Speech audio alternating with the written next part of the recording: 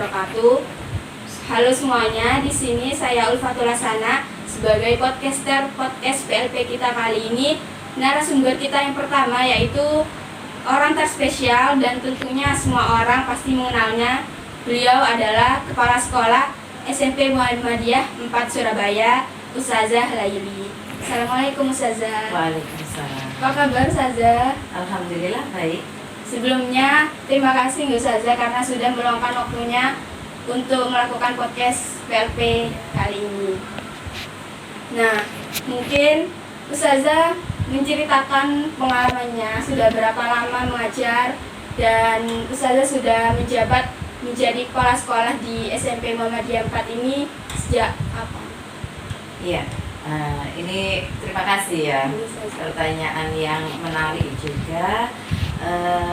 Cerita ini berarti ya. Jadi kurang lebih 2004 saya ada di sini ya. Jadi 19 tahun saya ada di SMP Muhammadiyah 4. Pertama saya di SMP Muhammadiyah 4 sebagai guru IPA, merangkap sebagai kepala laporan. Kemudian tahun 2008 saya sudah ada di wakil kepala sekolah urusan kesiswaan. Kemudian di tahun 2010 saya menjadi wali kelas dan kemarin tahun 2018 saya menjadi wakil kepala sekolah. Kemudian 2022 kemarin saya menjabat sebagai kepala sekolah. Nah, belum genap 2 tahun jadi masih 1 tahun setengah saya ada di jabatan kepala sekolah ini. Masya Allah. Tapi meskipun belum genap 2 tahun, pengalamannya sudah banyak Ustazah. Alhamdulillah. Nah, mungkin Ustazah bisa menceritakan sedikit sejarah dari sekolah ini Ustazah. Iya. Jadi sejarahnya memang sekolah ini didirikan saya belum lahir. Jadi kurang lebih tahun 1970 itu SMP Muhammadiyah 4 didirikan. Kalau sampai sekarang ini sudah sekitar 53 tahun ya SMP Muhammadiyah 4 ini usianya. Nah, sekolah ini didirikan karena dakwah ya, asas dakwah dari warga Wonokromo bagaimana mengembangkan ilmu ya. Jadi dakwah itu kan modelnya banyak ya.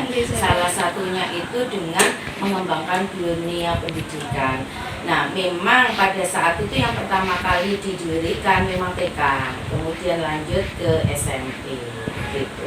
Masya Allah, ternyata sudah 53 tahun ya Ustazah ya? Iya, sudah tua ya. Mungkin Ustazah bisa ini memberitahu tentang visi misi sekolah ini biar mungkin warga yang lain bisa mengetahui visi misi dari sekolah SMP Muhammadiyah ini apa aja. Iya. Jadi mungkin ketika saya jadi kepala sekolah ya, visi misi saya itu tidak sepanjang untuk mungkin kepala-kepala sekolah yang lainnya ya. Jadi di sini saya ambil kata yang paling saya anggap bagus ya. Jadi prestisius, prestis itu berwibawa ya. Karena memang saya ingin SMP Muhammadiyah 4 itu dipandang oleh masyarakat itu bagus. Nah, prestisius itu saya ambil dari kata apa? Yang pertama dari kata prestasi, kemudian religius. Jadi visi dari sekolah ini adalah mencetak generasi yang berprestasi dan religius, di mana misinya banyak yang kita lakukan dengan kegiatan-kegiatan yang mendorong untuk terciptanya yang berprestasi, generasi yang berprestasi dan religius itu. Insya Allah, visi dan misinya sungguh luar biasa Ustazah. Iya. Singkat tapi insya Allah mengena gitu. Iya Ustazah. Nah, untuk program unggulan dari sekolah Muhammadiyah 4 Surabaya ini apa saja yang membedakan dari sekolah lain? Iya. Untuk yang membedakan dari sekolah lain, memang kita sudah kurang lebih 10 tahun yang lalu itu sudah membumingkan yang namanya sekolah berbasis pesantren. Jadi insya Allah kita sekolah pertama di Surabaya Muhammadiyah di Surabaya yang berbasis pesantren saat itu di kepala sekolah yang lalu. Nah, kemudian beberapa yang baik itu dari pesantren itu kita kembangkan lagi, kita perbaiki lagi. Sekarang program unggulannya yang ada itu adalah kelas tahfiz. Kalau dulu kita hanya memasukkan untuk materi bahasa Arab, tartil selama 1 minggu itu 1 sampai 2 kali. Sekarang kita full untuk tartil itu sudah setiap hari ada. Kemudian kelas tahfiz yang dulunya 1 minggu 2 kali itu juga setiap sore ada, dan itu diikuti oleh kurang lebih 37 siswa. Yang awalnya hanya 20, untuk tahun ini sudah meningkat 37 siswa.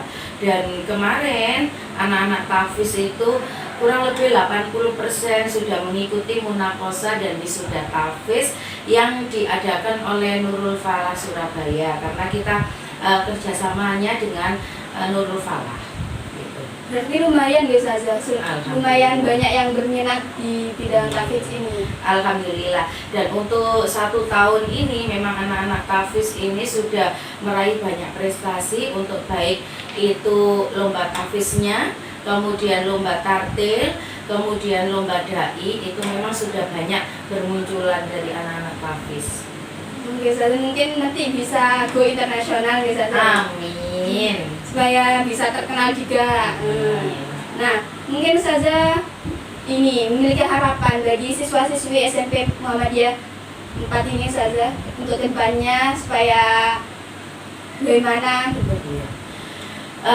Sesuai dengan visi misi ya, berprestasi ya. Jadi harapannya ke depan memang anak-anak ini betul-betul berprestasi.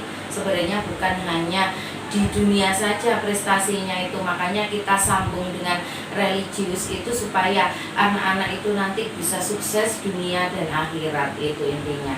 Jadi kita mengkolaborasikan bagaimana anak-anak membiasakan hidup itu ya, kebiasaan-kebiasaan beribadah di dunia untuk bekal di akhirat itu. Insya Allah harapannya sangat luar biasa bagi siswa-siswi Muhammadiyah 4 Surabaya ini. Mungkin kedepannya siswa-siswi SMP Muhammadiyah 4 Surabaya ini bisa menjadi siswa-siswi yang berprestasi dan unggul dalam hal apapun ya Saza. Amin. Amin. Terima kasih Gus Saza atas Sama-sama. waktunya, sudah meluangkan waktunya untuk podcast kita kali ini. Assalamualaikum. Waalaikumsalam warahmatullahi wabarakatuh. Assalamualaikum warahmatullahi wabarakatuh. Balik lagi nih.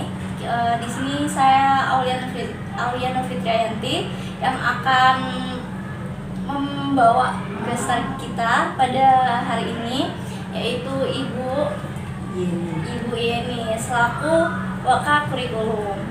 Oke, kepada Ibu Yeni, makasih udah hadir dan mau meluangkan waktu untuk kita. Jadi di sini saya selaku moderator atau MC yang akan menanyakan nih tentang kurikulum-kurikulum yang ada di SMP Muhammadiyah 4 Surabaya ini. Untuk Ibu Yeni, sejak kapan Ibu ini menjabat sebagai wakil kurikulum di SMP Muhammadiyah 4 Surabaya ini? Ya, kebetulan untuk yang jadi waka kurikulum atau kaur kurikulumnya adalah Ustadz Zainal Maftukin. Saya sendiri mendampingi beliau sebagai staf kurikulum kurang lebih mulai bulan Juli tahun 2023 kemarin. Jadi kurang lebih ya kalau dihitung sampai Desember ya kurang lebih setengah tahun ajaran, satu semester gitu Mbak. Oh ya. Untuk kurikulumnya itu apa sih yang digunakan dalam sistem pendidikan di SMP Muhammadiyah 4 Surabaya ini? Ya, kebetulan kalau kelas 7 dan kelas 8 kita menggunakan kurikulum Merdeka sesuai dengan instruksi dari pemerintah, dan untuk kelas 9-nya sendiri kita memakai kurikulum 2013 atau biasa dikenal dengan Kurtilas gitu. Masih memakai kurikulum 2013? Iya, untuk kelas 9 ya. Untuk ini begini, untuk tantangan dan hambatannya nih dalam kurikulum saat ini tuh gimana sih? Ya, sebenarnya bukan hambatan sih. Kalau kurikulum Merdeka itu cenderung lebih fleksibel dan kondisional, karena apa materi, tidak semua materi yang ada di bab itu harus diajarkan. Jadi karena guru, kalau dulu kurikulum 2013 itu kita berpacu pada silabus, kalau sekarang itu apa yang mau kita ajarkan di kelas 7 bisa diajarkan di kelas 8 ataupun di kelas 9. Jadi sesuai dengan sesuai dengan gurunya. Jadi gurunya harus membuat namanya itu alur tujuan pembelajarannya terlebih dahulu. Jadi intinya materi ini mau diajarkan di kelas 7, 8 atau 9, dan siswa juga kalau kurikulum merdeka itu harus sesuai dengan kebutuhan peserta didik. Jadi guru tidak berpacu pada nilai tapi cenderung pada kebutuhan peserta didik gitu sih Mbak. Jadi lebih fleksibel ya Bu? Iya, lebih fleksibel. Kurikulum saat ini itu. Iya. Untuk tanggapan Ibu nih mengenai kurikulum yang telah berjalan saat ini, apakah udah mencapai target dan harapan Ibu selaku wakil kurikulum? Ya, insya Allah sih sampai 1 semester ini kita menjalani kurikulum merdeka sudah sesuai dengan instruksi dan arahan juga dari pemerintah. Salah satunya kan adanya pembelajaran yang terbaru itu pembelajaran P5 atau pembelajaran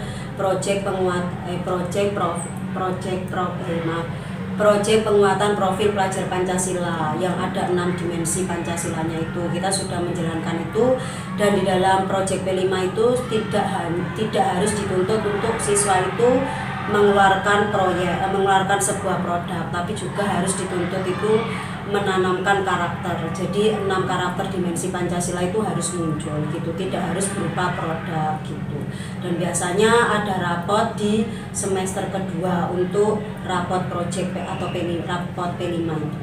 Jadi lebih ini ya Bu, lebih detail juga ya untuk kurikulum saat ini. Jadi semua itu bisa terangkum semua di dalam P5 ini juga nih. Iya, ya intinya untuk sesuai dengan 6 dimensinya P5 itu salah satunya kan diajari siswa itu selain beriman dan bertakwa juga diajari kreatif gitu. Jadi ada kolaborasinya antara siswa dengan guru. Kalau dulu mungkin di kurikulum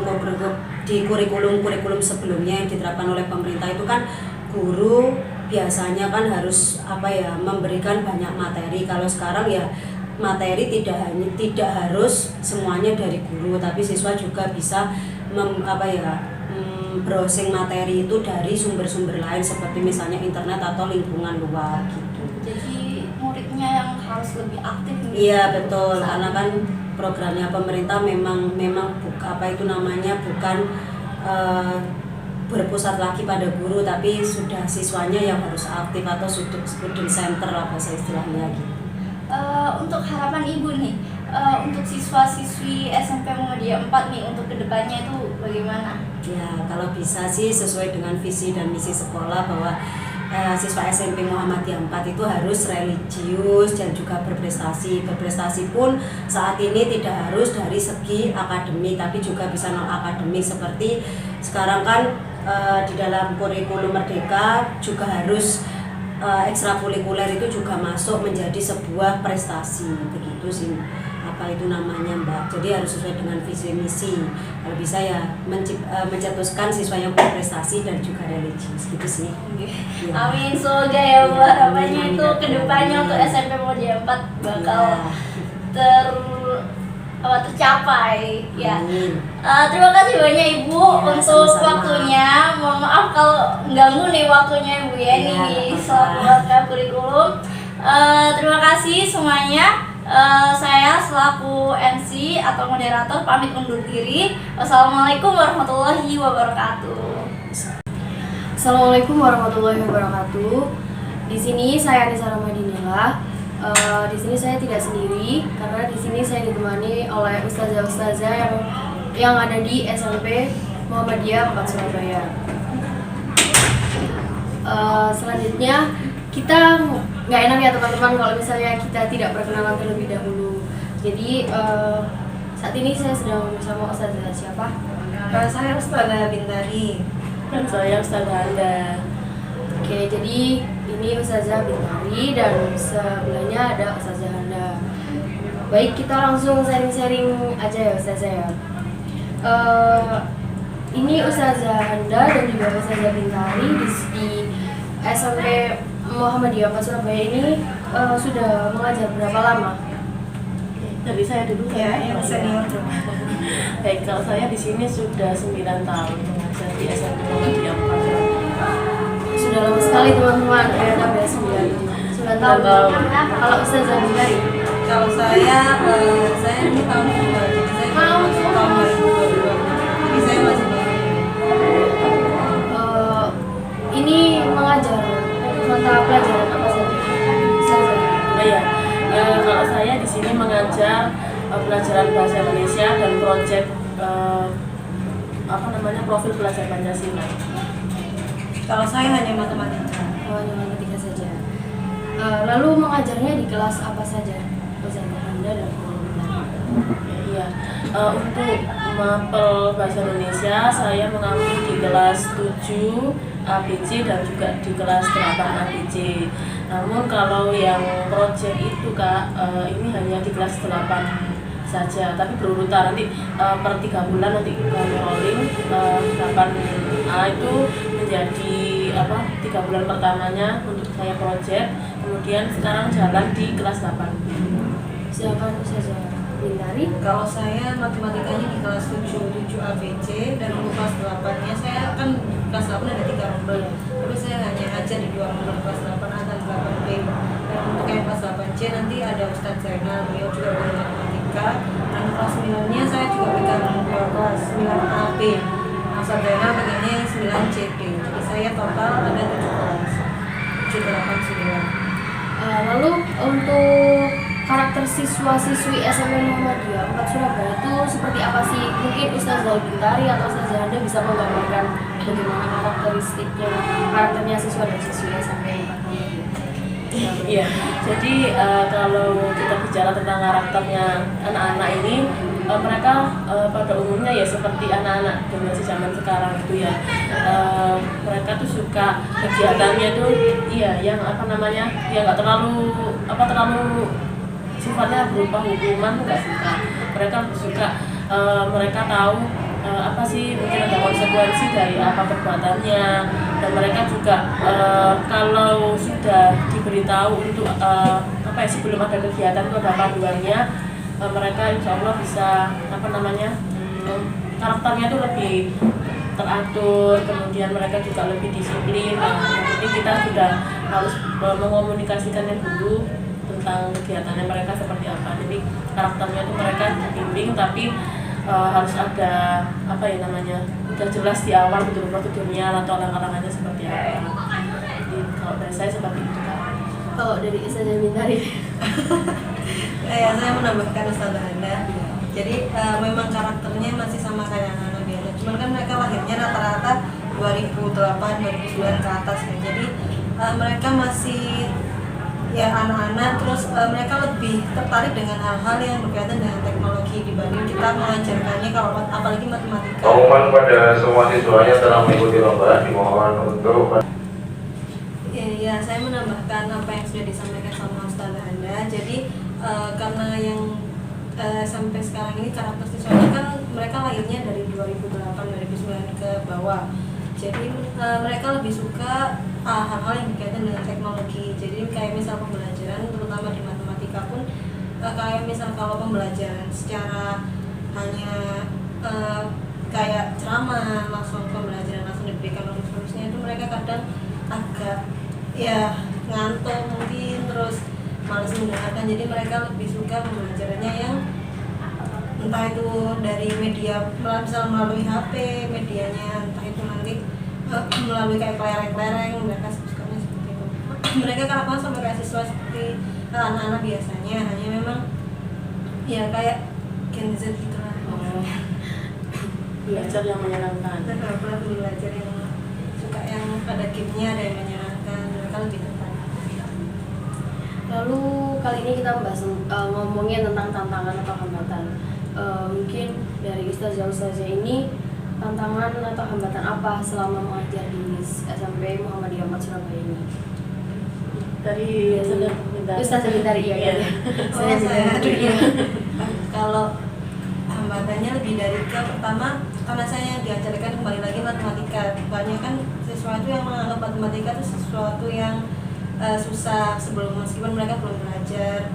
Jadi minatnya hambatan pertama minatnya anak-anak, karena memang nggak semua, bahkan ada beberapa anak itu yang memang enggan mencoba, kayak nggak mau mencoba meskipun mereka ngerti, mereka nggak bisa tapi mereka nggak mau coba. Itu berarti kendalanya pertama di minatnya siswa. Terus media pembelajarannya juga, mungkin media pembelajarannya kan karena ya tadi karakter siswanya berbeda-beda. Terus ada yang misal lebih suka metodenya pakai ceramah atau ada suka yang diskusi gitu, jadi kan medianya disesuaikan sama anak-anaknya nih, ya itu cukup menjadi hambatan, karena sebagai guru pun kita harus menyesuaikan anak ini cocoknya seperti apa, anak ini gimana, nggak semuanya sama gitu.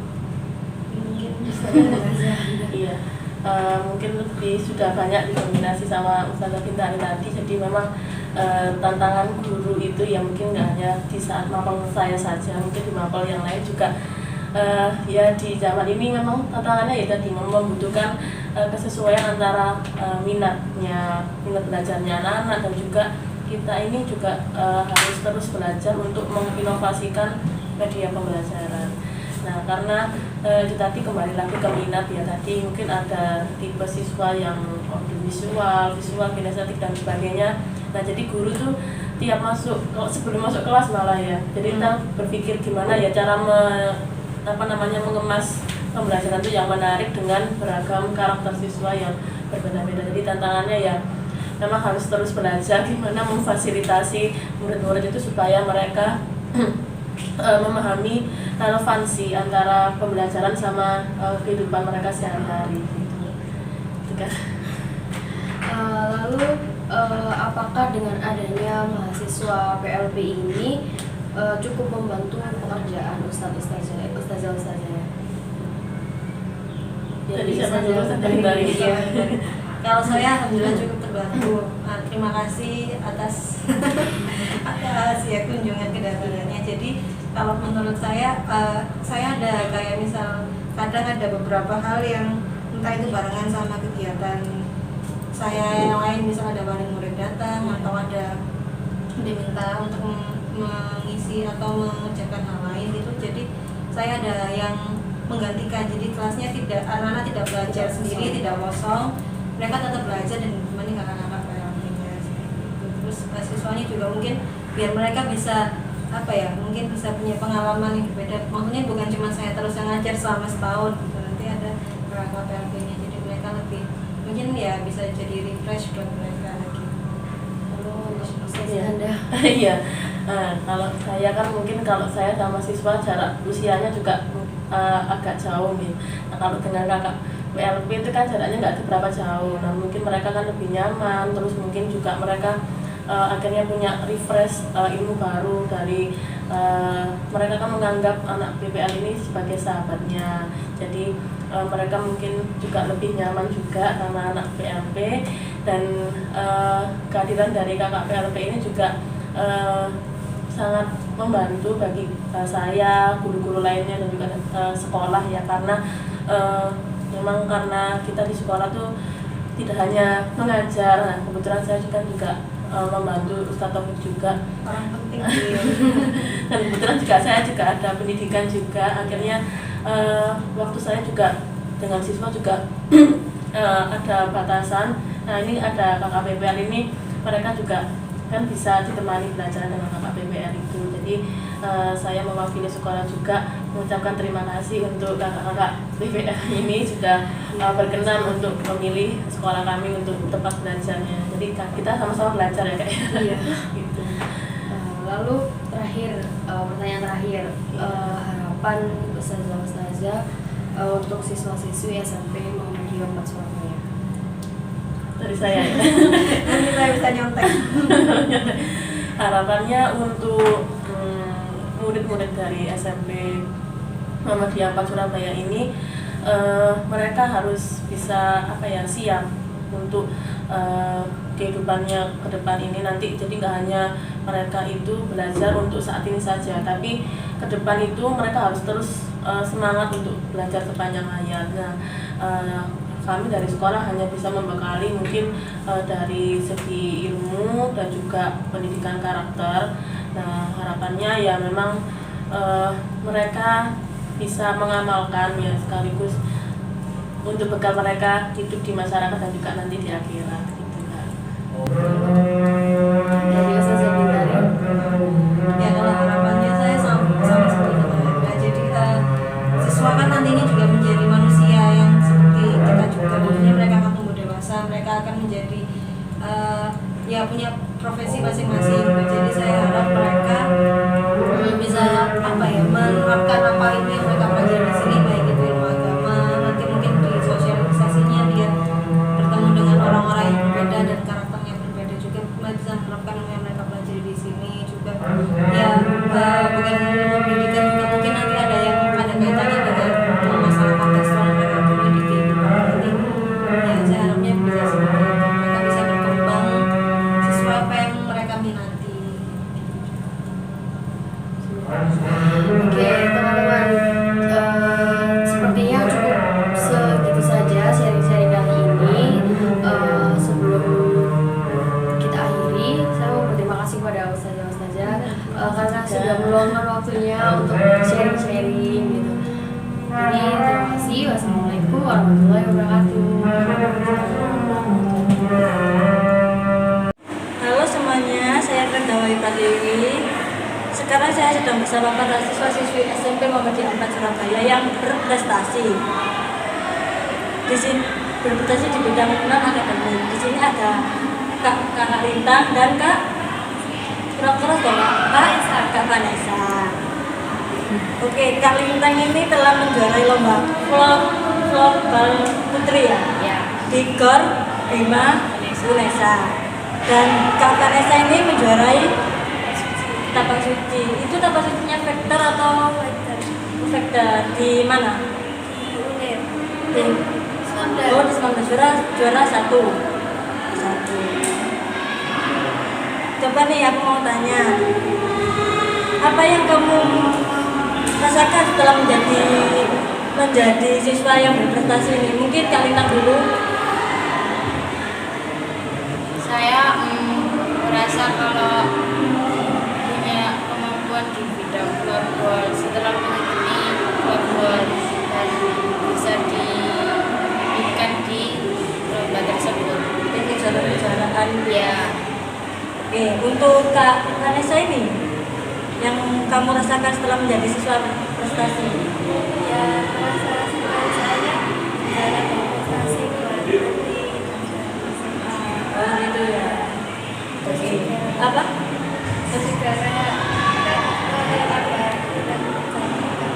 Oh, jadi kayak mengembangkan minat tersendiri, tidak di akademik saja. Jadi di mengembangkan itu di non akademik gitu ya. Oke. Dan pertanyaan yang kedua ini, siapa sih yang buat kalian motivasi buat ikut ya Mbak Lintang di floorball sama Mbak Vanessa di tapak suci? Siapa memotivasi? Kayak yang menyemangati, yang support kalian, yang ikut siapa? Mungkin Mbak Lintang. saya, teman saya sendiri, ada juga kakak kelas, beberapa alumni juga ada, terus pelatih saya, kakak saya, di sini. Itu jadi kayak mengembangkan motivasi buat ikut. Iya. Oke, untuk Mbak Vanessa juga siapa nih? yang pasti terutama orang tua karena yang lebih terdekat itu kayak guru yang di SD dan guru di sini Jadi kayak membangun biar semangat gitu ya. Nih ada pertanyaan yang ketiga.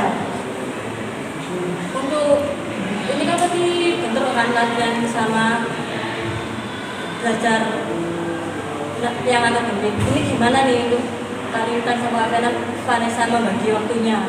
Gimana di saat latihan sama belajarnya? Kalau boleh tahu hari apa aja sih dalam latihan? Mungkin Kak Lintang.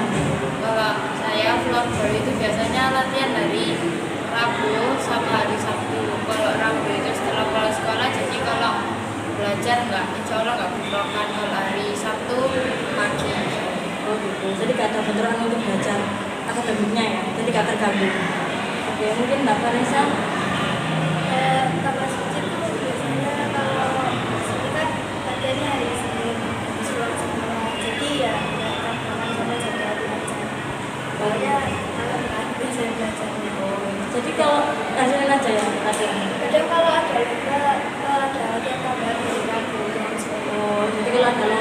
latihannya double gitu. Nih, biasanya tuh tempat favorit ya, mungkin tempat latihan yang kamu di mana? Mungkin di lapangan sekolah atau nyewa lapangan di luar sekolah, mungkin ada. Mungkin Mbak Lintan di mana latihannya biasanya? Kalau biasanya hari Rabu itu di aula SMA. Kalau hari Sabtu biasanya di lapangan Mangga 2. Oh, Mangga 2. Untuk Mbak Vanessa latihannya? Oh, rata-rata di dalam sekolah aja ya? Tak nyoba di luar sekolah itu, jadi full sekolah.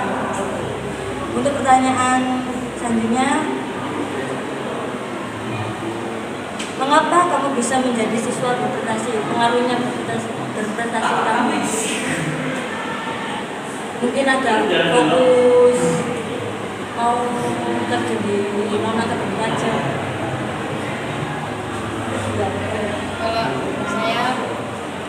Kalau saya ini kan dari awal agak susah di akademik, terus coba-coba ke non akademik. Awalnya itu dulu ikut floorball gara-gara mau nggak mau ikut floorball, soalnya bisa karena ada satu ekstra yang waktu itu dinonaktifkan cukup lama gitu. Terus ikut floorball, udah lama ikutnya, udah terbiasa mainnya, jadi udah enak gitu. Jadi gak bisa lepas dari floorball, soalnya sudah biasa sama floorball gitu. Mbak Vanessa? Karena awalnya ya termotivasi karena ya kayak orang sekitar gitu, kayak kok mereka bisa kayak bisa ngebanggain apa yang mereka punya gitu. Kayak aku bisa ini gitu, kayak jadi kan ya aku merasa kayak aku bisa apa gitu. Jadi aku juga kayak bisa kayak aku tuh sukanya apa, ternyata aku sukanya sama kakak sendiri. Jadi aku ya nanti kayak nambah-nambah bakat gitu, semakin jadi prestasi. Awalnya susah nggak waktu tapak suci kan? Identiknya kayak ikut tapak suci sih, kayak ibaratnya bela diri gitu. Terus kayak ada pandangan yang nggak? Dulu pernah aku ada pandangan kayak gitu, aku pertama kali ke sini kayak apa masa aku ikut tapak suci aja gitu. Tapi kan waktu aku cerita ke mama ya waktu itu kata mama ya nggak apa-apa, nanti buat tambahan dulu. Kayak buat diri juga bisa. Jadi nggak usah ikut itu ya, omongan orang. Nih, pertanyaan selanjutnya, bagaimana cara kamu menjadi siswa yang berprestasi? Caranya gimana? Apa? Ini loh caranya kamu berprestasi. Ibaratnya kamu aku berprestasi itu harus, jadi aku harus fokus nih sama yang aku tekuni. Misalnya aku tekun sama misalnya bidang nyanyi, jadi aku harus fokus di bidang nyanyi itu, jadi biar kalau ada kejuaraan aku juara gitu. Kalau kamu sendiri gimana prestasinya? Ya bisa lebih dari sekarang, bisa kayak ikut jurnas, prof atau lain-lainnya sampai bisa gitu, sampai se Indonesia itu ya latihan terus selalu ikut latihan, ikut agenda floorball. Kalau ada latihan bareng sama sekolah lain ikut latihan, adalah latihan selalu ikut. Terus kalau nggak bisa latihan floorball mau jogging ya ikut gitu. Oh, jadi harus semangat dijaga gitu ya. Untuk Mbak Vanessa, caranya untuk berprestasi, siswa yang berprestasi, mungkin kan ada banyak aku punya prestasi tapi aku males nih. Gimana caranya? Ya aku coba ngapain sih kayak coba lomba gitu.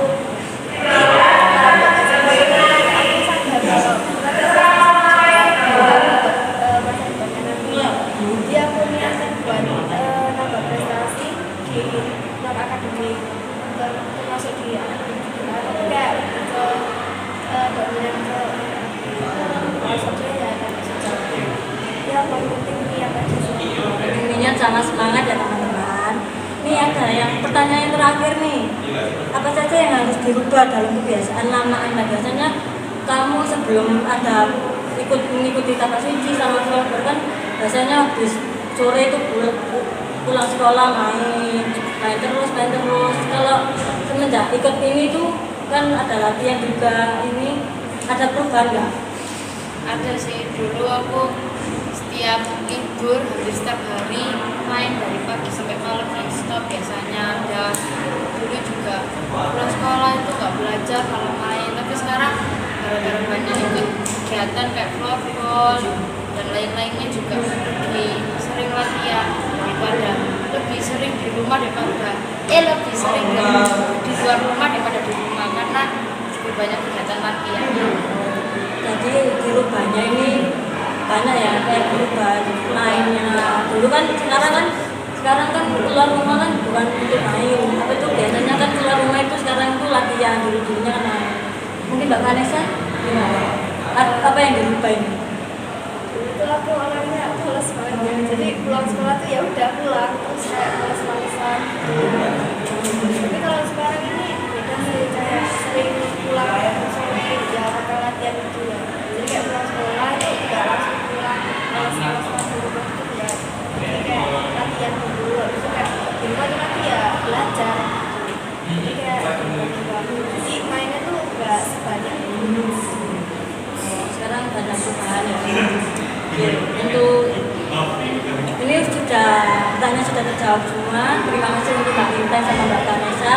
Saya ada memotivasi saya untuk kakak-kakaknya semangat terus buat ngejar apa yang harus dikejar. Berproses lah, karena berprosesnya kalian itu masih panjang. Semoga untuk bisa membanggakan orang tua yang lebih Oke. Sekian dari saya, Kedawi Pratiwi. Saya pamit undur diri. Wassalamualaikum warahmatullahi wabarakatuh.